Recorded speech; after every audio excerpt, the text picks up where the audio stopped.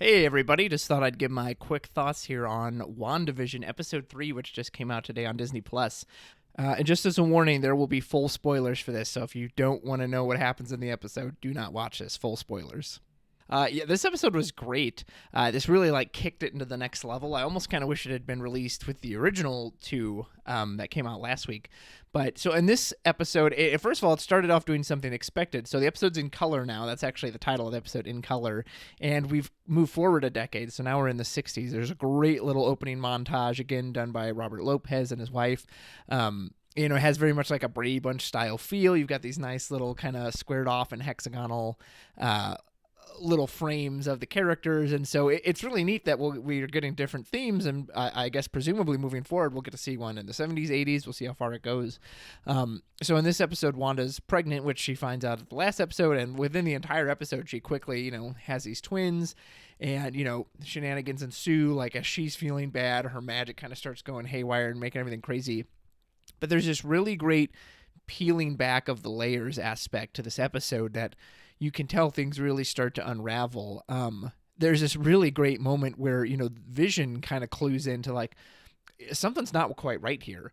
And the edit cut they use is perfect. It literally, the screen just clips. It just clip, and then it's back and him saying, Wanda, oh yeah, everything's fine. But you could see right before then, she's getting nervous and she's like, so you can tell, anytime she's starting to get panicked, that her denial is kicking in. And just like at the end of the last episode with the beekeeper, she was like, no, and it rewound.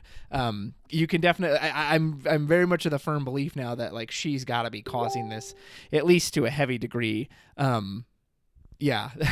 Because it's just all those clues are just right there that says, oh yeah, she's definitely causing this, or at least she has some part to play in it, because again, every time she wants things to go well for her, when there's that idea of the seams coming apart, she gets so nervous and she's like, no, can't have that happen. And at the end too, with the character Geraldine, not only is there some great little comedy of she's wearing these fish pants and this stork comes to life because of the babies, and the stork's trying to eat her fish pants, and then the stork perfectly lines up with this image on the wall of the stork. I always kind of like that kind of comedy. But then, she mentions Age of Ultron, and that when Wanda has these twins, and she's like, oh, I'm a twin. And she's like, yeah, your brother Pietro, he was killed by Ultron, wasn't she? And you can just tell, everything kind of changes, what? And then at, the end of the episode, she gets thrown out.